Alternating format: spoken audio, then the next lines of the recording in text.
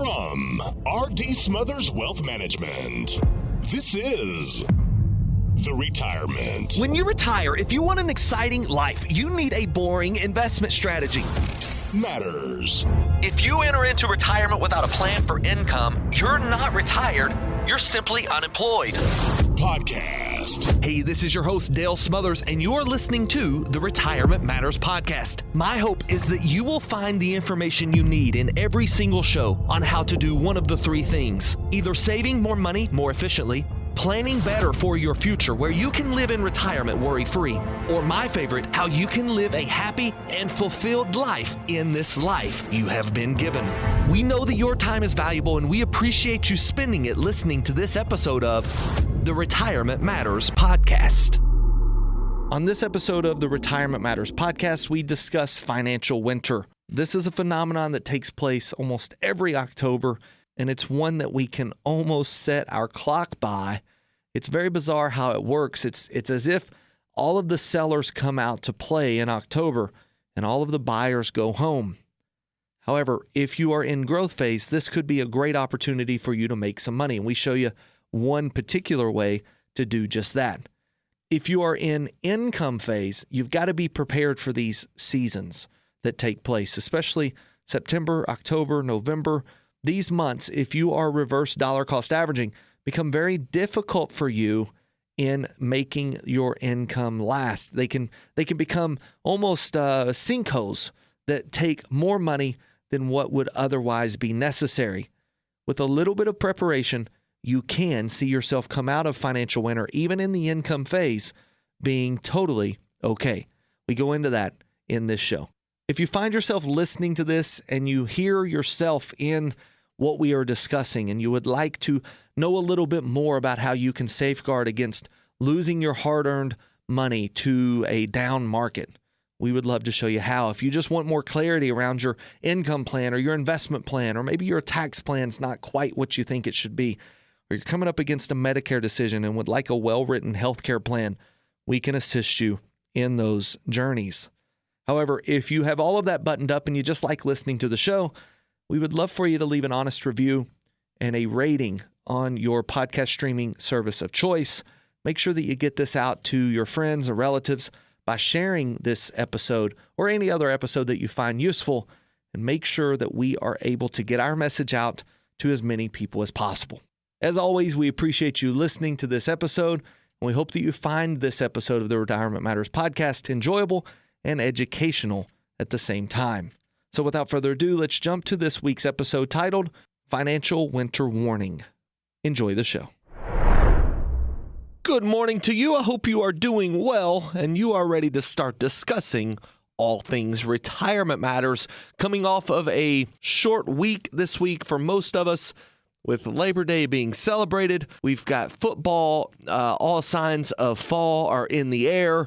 It is a beautiful time to be alive, and we are blessed to be in this great country that, in my opinion, is the best in the world. With that in mind, one of the things that we have a luxury of doing here in this country is retiring. And this is a fairly new phenomenon in human history. The fact that we can stop working and laboring for our very existence after saving up what we have been able to amass over the years of work, now being able to live for the rest of our life the lifestyle we desire without working. This is a very new phenomenon. It's a very new theory in the history of mankind. I mean, you think about the way that you live as a retiree and all of the wonderful things that you have at your disposal. You are living as kings desired to live, 500 years ago, 600 years ago?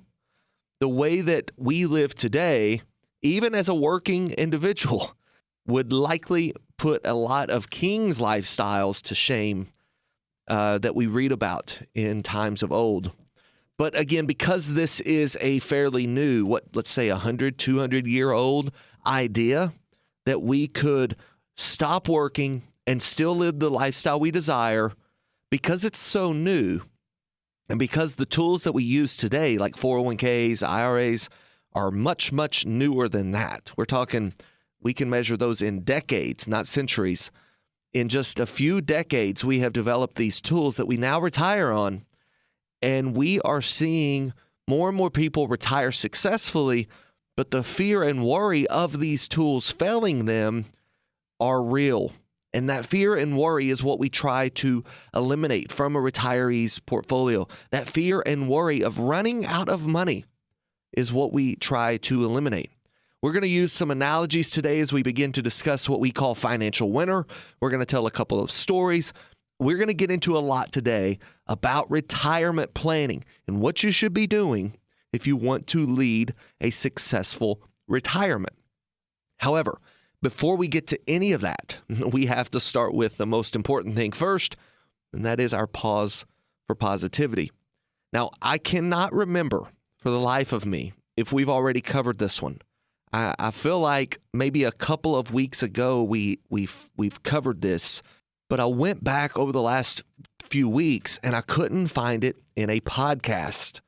And just for those of you who are maybe not familiar with our podcast, the Retirement Matters podcast, if you will look that up on the podcast streaming service of your choice, you can find previous episodes of this radio show. Almost every episode of the radio show goes to the podcast.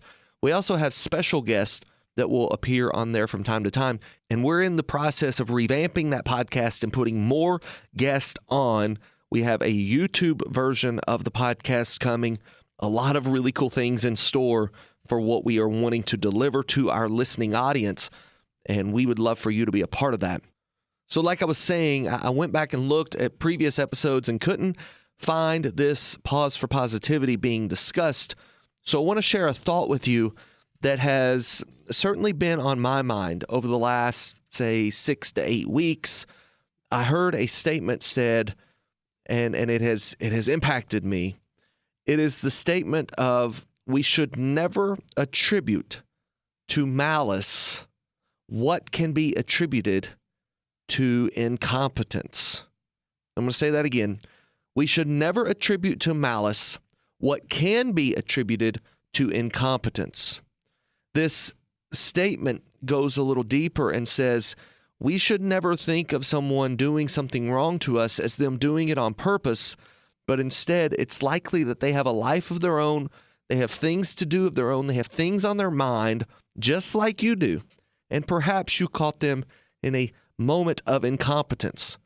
The person didn't mean to cut you off just a few miles back. The person didn't mean to get in front of you at the McDonald's line when clearly it was your turn.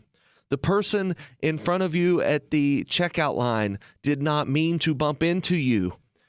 They were likely just having a moment.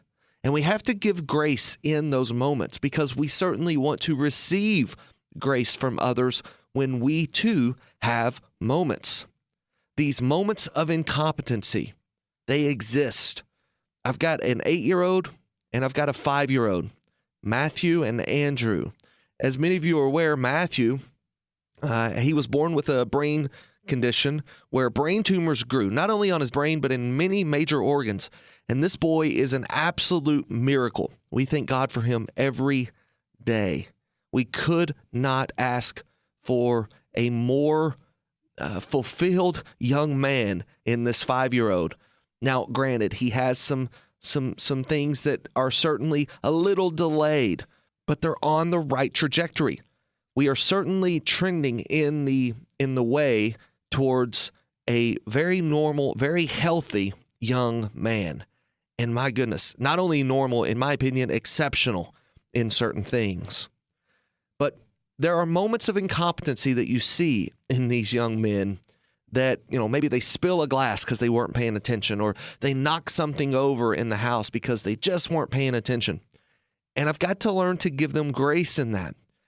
We have to look at our fellow man in understanding that grace must be given for grace to be given to us. We have to extend that grace so that we can then receive that grace. And thank God for the ultimate grace from our Savior Jesus Christ, who teaches us as an example of how to give grace. He was talking to Peter, sitting by the fire, and he says, not 7 times, but 70 times 7. We are to forgive our brother. And that's easy to read. It's easy to say. But man, it's much harder to do. And this is where we have to realize sometimes people didn't mean to do it. Sometimes people didn't mean to offend you. Most of the times, we are just living life, and we might accidentally do something that offends our fellow man. That's where this statement comes in. Never, and if you can live your life like this, it's going to be much easier to extend that grace.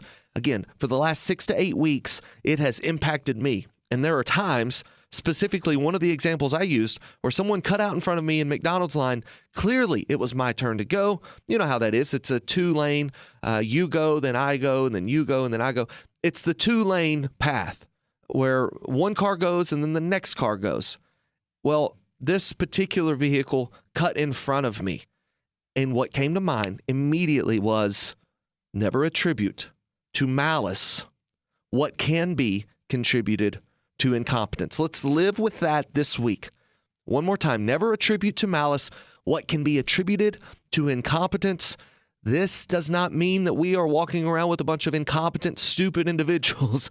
It means that we are walking around with people who have a life of their own, problems of their own. They have thoughts and desires and things they wish they could have done differently. And perhaps they're thinking about those things in the moment in which they do something where you need to extend the grace. That's our pause for positivity this week. I hope that we haven't covered that, first of all. And if we have, it's not a bad thing to revisit. All right, so there it is. Let's go into this week with that as our guiding principle. And I'm confident that where we go and the people we encounter, we will leave in a brighter place than when we found them. All right, we're going into a quick break. And when we come back, we are going to discuss financial winter. We are entering into fall in the natural seasons, but we are entering into financial winter in the markets. And we're going to discuss that with some analogies, maybe a story or two where you can understand exactly what it means to be entering into this time and what you should be doing as you are walking through your retirement journey. Don't go anywhere. We're coming right back with more Retirement Matters after this. Thank you for listening to Retirement Matters, presented by R.D. Smothers Wealth Management. We help folks just like you retire the way they desire and live happy in retirement. What sets us apart from other firms is in our approach and planning. Instead of simply investing and hoping for the best, we first get to know your needs and goals in retirement. And from there, we work together to build the retirement roadmaps you need to get you from where you are to where you want to be. If you'd like to speak with us, maybe even just ask some questions, give us a call at 270-600-PLAN. That's 270-600-PLAN. And if you enjoy the information in this show and would like to hear more, you can access previous shows, special information, and even full-length interviews by searching for the Retirement Matters Podcast on the podcast platform of your choice. That's the Retirement Matters Podcast, available to you 24/7 wherever you listen to podcasts. We also produce a weekly newsletter chock full of great information, entertaining stories, and tips on living happy in your retirement. Receive it free to your email inbox by signing up online at rdswealth.com. That's rdswealth.com to sign up for our free weekly newsletter. Our phone number, once again, 270-600-PLAN. That's 270-600-PLAN. And online at rdswealth.com. While you're there, be sure to sign up for our free weekly newsletter. All right, welcome back to the show. Let's jump into this idea of financial winter. What does it mean? If you've been an avid listener of the show, you've heard me mention this every year right around this time. Financial winter is where we experience a little bit of a sell-off in the market almost every October. Sometimes it creeps into September, so we have a September-October. Sometimes it goes into November, so we have September-October-November winter. But the idea of financial winter and October being a bad month in the market is one that stands tried and true more than any other trend in the market. Now, some years we can have a mild winter, aka a not so bad of a sell-off. Other years, we can have a very hard winter where we have tremendous downturns in the market. And it really kind of depends on a few factors. But at the end of it all, what I want you to realize is it's just a season. And just like natural winter, when we go through this season, we realize that there are certain things that we do, certain things we celebrate, certain things that we prepare for that are certainly not going to change the way that we live our life, but it's just the season we're going through. In other words, it's what we need to be prepared to experience, but it's not going to be the new normal. And we can see this in many different things. One of them in particular is the way we dress. The way we dress in winter is not the way we dress all throughout the year. I know here in Kentucky and northern Tennessee, all four seasons present themselves in an extreme. Our winters can be very cold. Our summers can be very hot. Our springs are full of pollen and all things allergies. And our falls are the most colorful falls in all of North America. This is what is incredible about this region. But it's also a really good analogy to use when we're planning for how our stocks or our bonds or our mutual funds or our 401ks, our IRAs, how our investments will behave in something like a financial winter. We should not panic. So I want you to imagine with me that it is the dead of winter. Let's say it's late December, maybe it's after Christmas, it's January, and we wake up one morning and we look outside only to see that the ground is covered in something white. It seems fluffy, maybe a little bit airy. Maybe some of it is blowing in the wind, and we will automatically assume it is snow. Why? Well, because it's winter. And then what else do we automatically assume? That it's cold outside. We would expect to see someone walking down the street in a lot of clothes, maybe a toboggan, maybe some bundled up jackets around their upper body, maybe some long pants. And if we see something different than that, it may be a little bit perplexing to us, but we expect winter-like behavior from the people that we see walking down the street. I would imagine that we would expect to see their breath when they breathe coming out as warm steam. And so when we got ready to go outside, we would likely go to the part of our closet that has the winter clothes. We would wear something nice and toasty, making sure that we're getting out and not having to succumb to the cold weather. What is it, Patagonia, that says there's no bad weather, only bad clothing? Well, in the dead of winter here in Kentucky and Tennessee, we test that theory, and it would be something we would want to bundle up for. This particular day, you may even be able to see it right now or think about the way that you would experience the day. It's much easier to do when it happens in the dead of winter because we expect it. And unless this is your first winter in the area, you've probably prepared for it. You have what you need to make your environment comfortable through this season. I'll tell you one thing you don't do. You don't rush down to the local Goodwill and donate all of your shorts. You don't rush down to the local Goodwill and give away all of your T-shirts that you were just wearing a few months back. You don't look at your closet and say, oh, I'll never wear that again. What's the point in having those? Why in the world do I have swimming trunks? I'm never going to swim again. These are not the types of emotions that we have.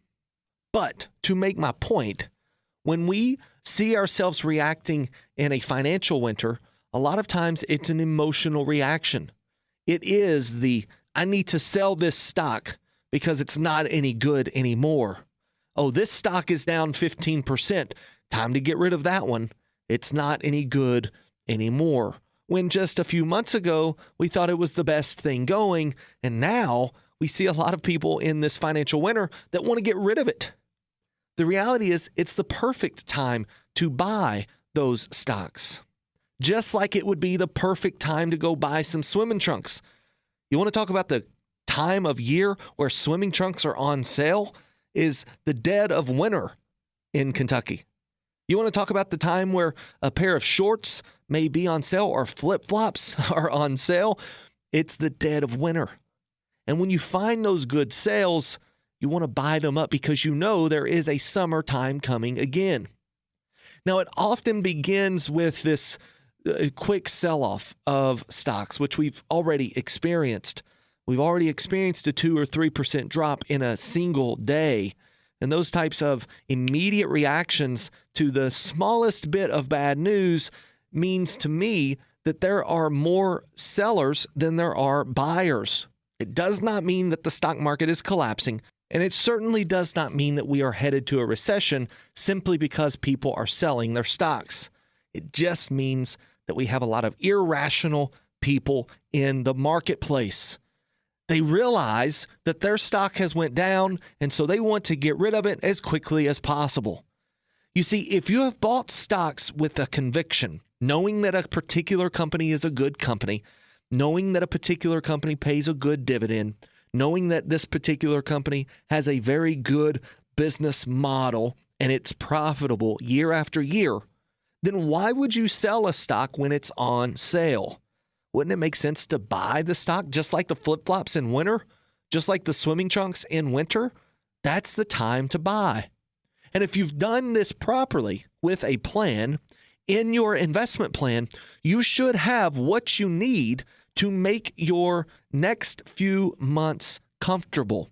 Just like we said with natural winter, unless this is your first winter in the state of Kentucky or Tennessee, you have likely prepared yourself for the winter season, having the clothing necessary and perhaps the heat in your house necessary to make your environment comfortable.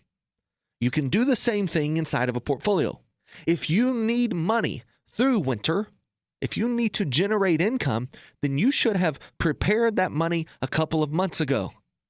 You do not want to be selling in September and October and even into November, because that is a time to buy.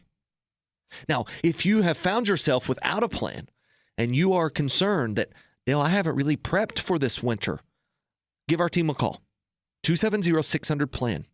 We can show you what you need to be doing right now.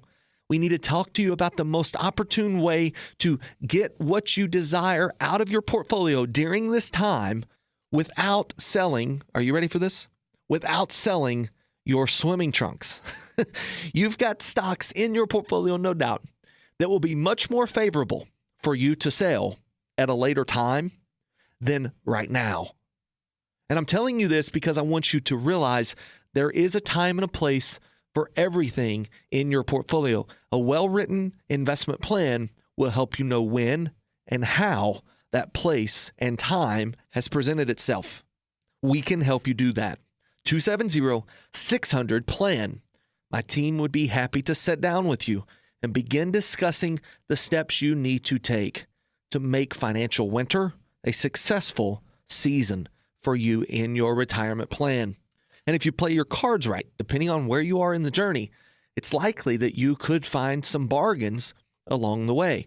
Bargains on stocks that you will need later in your retirement.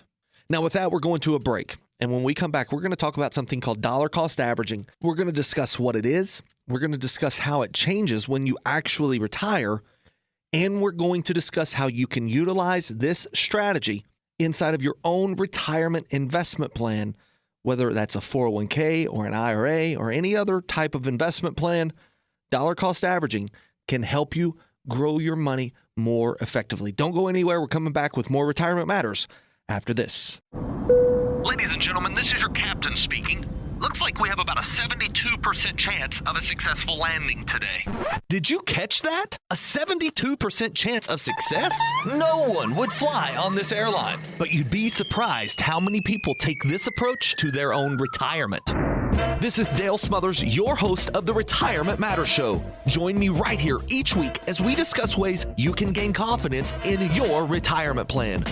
Good decision making, time tested strategies, and a well written plan will allow you the luxury of relaxation, even when you're going through those panic inducing, turbulent times. As the host of the Retirement Matters Show, we will teach you how to keep your retirement on track, making sure that your destination is everything you wanted it to be. Tune in for the Retirement Matters Show with Dale Smothers. Also, check out the Retirement Matters podcast. Just search for Retirement Matters with Dale Smothers on the podcast platform of your choice. All right, welcome back to the show. I want to talk about something called dollar cost averaging. Now, before we talk about how you can use it, I want to tell you what it is. The textbook definition of dollar cost averaging is purchasing the same dollar amount of shares of a stock or an ETF or a mutual fund at regular intervals. Now, I think that's a pretty clinical definition, and it may be one that kind of goes over most people's heads. So I want to bring it down to everyday language. What this means is that you're taking the same dollar amount and you're putting it into a retirement plan, let's say like a 401k or an IRA, every single month or every single week, or maybe it's every 2 weeks. But whatever that interval of time is that you choose, you are doing it on a regular basis, no matter what the stock market is doing at the time. You don't care if the market is high or the market is low. You are consistently putting money in every single time you're supposed to. You've got to set that interval of time and do it like clockwork. Let's just imagine, for instance, you decide that once a month you are going to put $500 into an investment. And as soon as it gets into that investment, it's going to purchase shares of a certain company. You have set that plan forward, and you are going to continue that no matter what that stock is worth at the time. You're not trying to play the market or time the market. You're not treating the market like a casino, but instead you are very much focused on a particular stock or a sector of stocks or a mutual fund or an ETF that you believe will do well over a period of time. And perhaps one of the most simplest ways to understand what dollar cost averaging is what many people do on a regular basis. Perhaps you do this as well, where you take a specific percentage of your paycheck every time you receive a paycheck and you place it into your 401k. That money then goes to purchase stocks that you have chosen, either because someone else did it for you or you have sat down and actually spent time choosing them. You are purchasing those stocks no matter what the market does. The end result can be pretty phenomenal for you, especially if you retire in a market that is high. And very briefly, here's how it would work. If you have bought, let's say, 1,000 shares, and they're all now worth at the date of retirement $100 per share, you have $100,000 worth of this particular company. And if you decided you wanted to sell it all right now, you would raise roughly $100 per share, equaling the $100,000. However, along the way, when you begin to look at what you've purchased and how you've purchased this share of stock, you realize that your average cost per share to get to that point was $62 per share. That means that you have made around $38 per share on every share that you have purchased. Even the shares that you may have purchased at $80 or $90 or $110 per share, now they are worth only $100, but on average, because you've bought some that were at $30 and $40 per share along this journey, you have $62 per share. Now, I'm making these numbers up, but the idea remains the same. Dollar cost averaging can help you guard against price risk inside of a stock. Dollar cost averaging is a very good tool for you to use, especially in your 401k. If you're not using it, I urge you to use that. Do not just contribute one lump sum to a 401k or an IRA and then never contribute again. It's not likely that that could be done inside of your 401k, but for a higher earner, maybe it is. Make sure you're spreading those dollars out over the year instead of putting it all in one lump sum. And you have to realize that there is a major risk when you retire called reverse dollar cost averaging. And unlike dollar cost averaging, reverse dollar cost averaging actually affects you on the negative side, except totally reverse of the way that dollar cost averaging helps you. Because in dollar cost averaging, we don't care what the market's doing. We just buy the same amount of dollars worth of shares. And the same thing must happen in reverse if we are generating income in retirement by selling shares of stock. No matter what happens, you have to have your income. So if the market is down 20% and it stays down 20% for months on end, you could be selling shares at a very inopportune time, specifically in financial winter. This is why we discussed at the beginning of the show that if you have a well-written income plan, you can make sure that financial winter doesn't hit you unaware. And if you would like our assistance in doing so, simply pick up the phone and give our team a call. All right, guys, that's the show. I appreciate you tuning in each and every week. I always enjoy talking to you. If you've heard one thing today, I want you to realize that financial winter is upon us. And I would love for you to realize that if you're in growth phase, financial winter can be offset by just dollar cost averaging your way through it. If you're not in growth phase and you're actually in income phase, be prepared for financial winter.